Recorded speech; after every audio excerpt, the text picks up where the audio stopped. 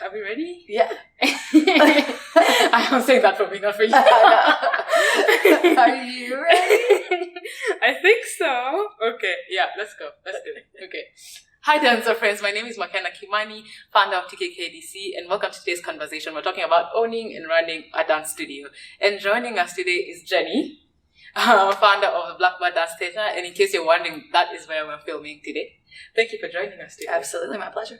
Yeah. Okay. So a little background story before we begin. You don't know this, huh? You don't know what I'm going to say. I know. I think we've known each other for about a month now, I would say. Yeah. My nephew used to take dance classes here, and the studio came highly recommended. So, that's how we know each other. And if you've been following our social media, you've probably seen videos of me teaching here at the studio. So check that out. And if you're ever in the Lexington, Kentucky area, come take a class. It's a great space. It's a great atmosphere, inspiring, welcoming, all the good stuff. Okay, let's go. Jenny, how best would you describe yourself? Who are you and what do you do? I would say I'm a creator and a storyteller first. Mm-hmm. I love to observe human beings. So most of my creation comes from the observation of humanity, how we interact, relationships, and just cause and effect, causal and effective, how we treat each other and what happens then. Yeah. So I think I'm most inspired by people. And then I'm just a creator. So the dance is kind of second in command to storytelling. I like to tell stories. Mm-hmm. That's my favorite. Yeah. Yeah. Okay, cool. I like that. I wouldn't have thought that you'd have said dance comes second, but okay, cool. Yeah, it does. Does that explain why it's Blackbird Dance Theatre? Yeah. Okay. Yeah, I definitely... And not like studio or anything else. Exactly. We don't do competitions, so that's not something that I've ever been interested in. Yeah. I really like to put together work that can take people to a place, lift them out and move them somewhere else. Mm-hmm. I mean, dance can mean so many things, as you know, but for me, I'm most inspired by creating big epic tales of something and then taking people on a journey. That's my favorite thing to do. It's just fun. I like that. And actually, if you guys ever come to the studio, or if you just go through their page and see what they're about, it's exactly what you said. Because when I came, I taken a couple of classes as well, and when I came, I didn't feel that when you said you don't do competitions, and it's about telling a story. It's inspiring because whatever level you're at, you can still take the classes, and you don't feel, because I feel like if it's a competition studio, then there's all this weird energy going around because you're trying to get to a certain level, and if you don't get there, then it's a lot. Right. So, yeah. And I think it's important, and this is probably a sub into a different conversation that you might want to have, but I think for dance teachers to be really clear, which side of that are you on? I don't like the in-group, out-group idea of dance. For me, dance at its earliest form was about the group and about community and communication and speaking and expressing in a group. It had nothing to do with skill or level or how long you've been doing it or experience. Yeah. And yes, it's wonderful to be in the room with someone really well trained. That goes across the board with anyone that has a skill and has worked on it for a very long time. Yeah. Of course, that should be applauded, but there should also be safe spaces for people to dance. My heart would be broken if we lived in a world where everyone couldn't feel and hear music and move to it. Yeah. And I think as dance teachers and dance studio owners, it's really important that we continue to create safe spaces for people to be able to do that. Yeah. I don't know what else there is. Safe spaces, that's it. Yeah. And it doesn't always have to be that way. If you've got elite dancers really wanting to train and get in there, then you create space for them too. But to try to find a place for both, I think is extremely valuable. Yeah. I agree 100%. Yeah. Okay. That went right in right there. Weird. Yeah, because my own experience was like the opposite of that. So yeah. Anyway, we'll talk about that later. Okay, cool. So let's talk about this dance studio. We kind of had a conversation in passing like a week ago, and you kind of said how this was your dream.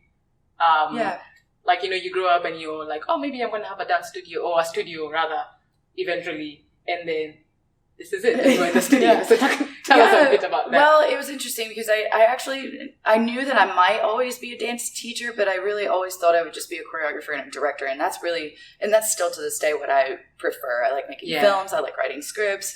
I love writing books. I've got so many things that need to get published. And that's really my favorite lane. Yeah. But as far as like the dance studio goes, it kind of just kept happening. I kept teaching classes, and then realized that I had a specific niche that was different than everyone else's. So being able to provide to a certain type of student that wanted to explore story and character and concept more than pirouettes and turnout and fondue, some people would rather go that way, but I had a lot of students that seemed to want to do it. So it was like, well, I just need to find a place to bring them.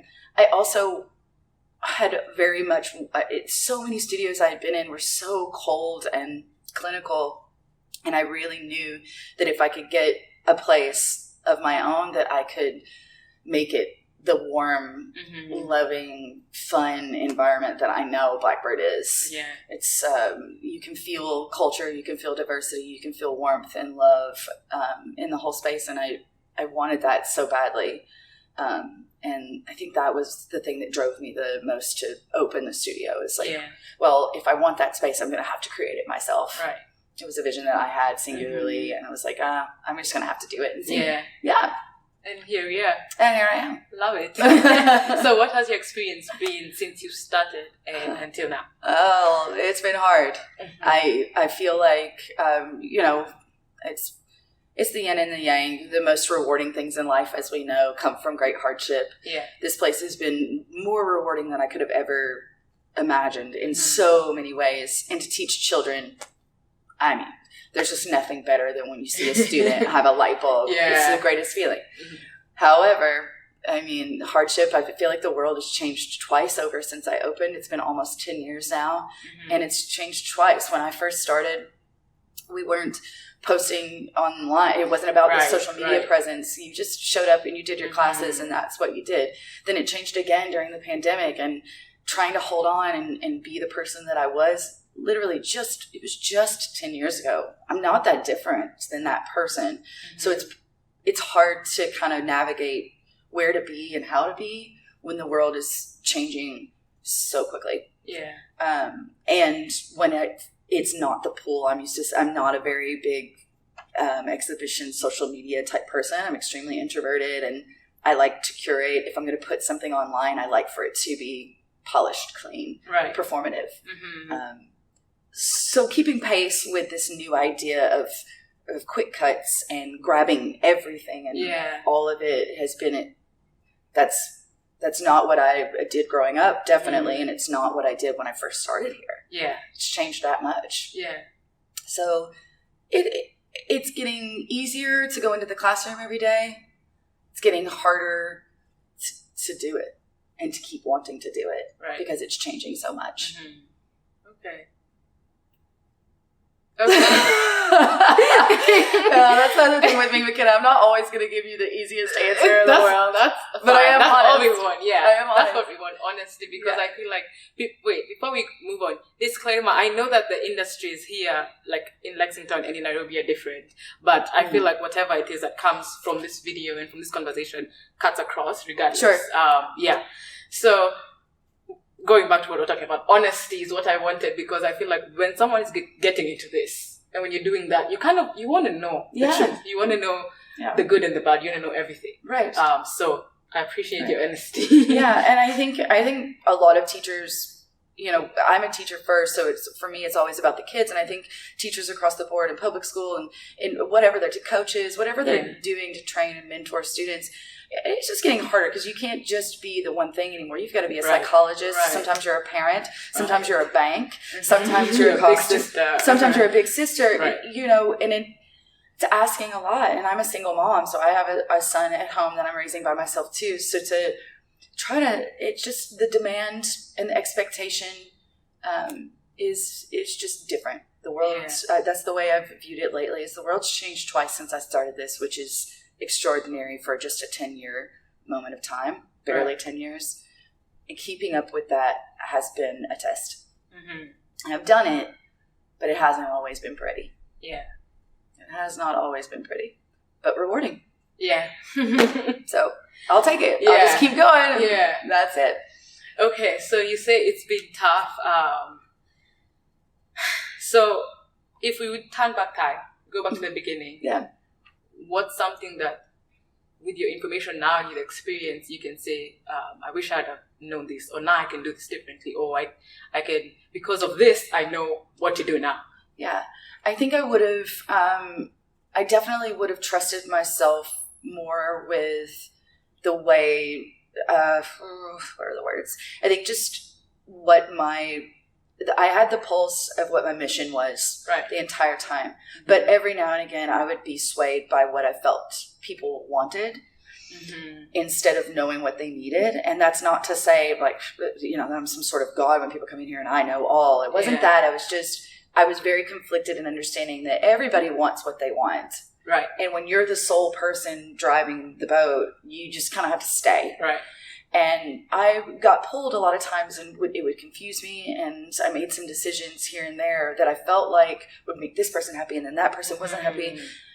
You can't please everybody. Right. And that was the hardest lesson that I wish I'd known that going in. I would have saved myself a lot of pain and hardship and confusion.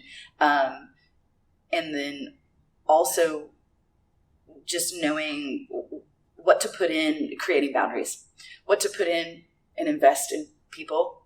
And not, because they're not going to give it back. Right. Because that can be pretty disappointing, because I'm an artist, so of course I'm emotional, and I'm in the room working with people for hours and hours and hours. To me, that's so much time. That meant something. That's my love language. Right. Is the time spent. Yeah. To have to navigate through some people not having that shared experience. Was eye-opening for me. Yeah. So I think I would just go back and say, hey, you can't please everybody. Not only will you not, it's not possible. Right. So go ahead and know that, create some boundaries, and then you're good to go, and then it won't be so hard. But that's the toughest thing, because people just give me. Yeah. And because it's your job, you kind of feel like you have to. Exactly. Yeah. Because you're trying to keep it going. Right. You believe in it. Right. So that creating boundaries is extremely important. And I mean, emotional boundaries, but also just, here's when you can reach me. Right. We live in a world of this interconnectedness. Like I said, 10 years ago, people reached me between 10 a.m. and 5 p.m. They didn't try to text me at 9 p.m. Yeah. Or 4 times because I didn't respond immediately. It's a new shift of being able to get to people and knowing how to set a boundary and say, no, these are my work hours. These hours, I'm this other thing. I wasn't great. It was changing, but I also would have done anything to just keep people here with me, because it was so important. Yeah. I learned that lesson the hard way. Yeah. Yeah. So boundaries and staying true to yourself and to what you set out to do. Yeah, because that is all it really is, and not everybody's going to like it. Not everyone's going to stick around because it's not their cup of tea. That's fine. Yeah. It takes all of us, and being okay with that, and knowing that some people might walk away because it's just not what they wanted to do or how they did it, but you got to stay true to it. And being okay with that. And being okay with it. If you have to walk away, that's fine. Exactly. Yeah. And being okay with that. Yeah. Yeah. Okay. Let's talk about some of your highlights. Okay. Yeah. Because again, honesty, good and bad. Yeah. You've said kind of the bad stuff. So now let's get to the good stuff. Yeah. I mean, the good stuff is I have so many students working in several different styles. I've got ballet dancers at conservatories working. I've got 2 in LA working. Nice. And students off in college doing theater things. So watching my students, take off and make careers out of this art is fantastic. But I think also for me to see just the joy, I think the highlight of this place is that they come in. It's the stuff nobody else sees. Yeah. Unless you're here, you don't really know. And I think the parents know because their kids are excited to come here and work hard every day. And they want to be here as much as possible with each other and communing with dance. So that's a highlight. And then also just that, I mean, I don't know how many works at this point. It was somewhere around 25, 26. In the last 10 years, or maybe even more, that we've produced. And I've written, I think, 7 original works. Wow. All full length. Yeah. So it's a pretty large body of work. Yeah. That's a highlight. And it's all original, so it's not like we're doing, Nutcracker over and over. Right. No offense, it's just I set out to say I'm going to do this other thing. Not everybody has loved that, but for me it was a highlight because it was something I said I was going to do. So a lot of work. It's a huge body of work. So you still get a chance to explore your own creativity. Yeah, and go back to it too and keep working on it because it's mine.